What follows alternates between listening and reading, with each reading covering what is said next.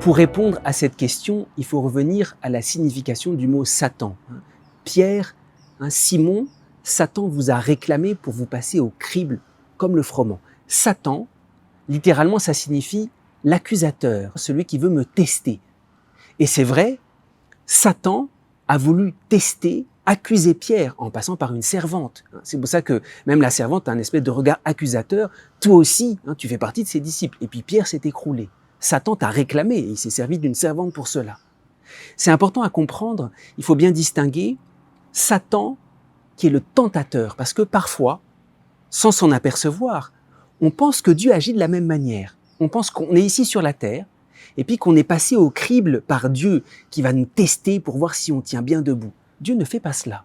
Nous, on pense parfois la vie chrétienne, c'est à être à toute épreuve au sens où Dieu peut nous tester dans tous les sens du terme.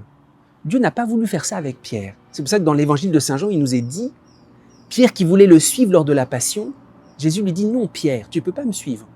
Tu me suivras plus tard. » Et d'une certaine manière, c'est Pierre qui a voulu aller au-devant. Et Jésus voulait lui épargner cette tentation dont il n'était pas capable. Le chrétien, c'est pas celui qui est tellement fort en lui-même, comme si par ses propres forces, il pouvait résister à tout. Nous avons des faiblesses.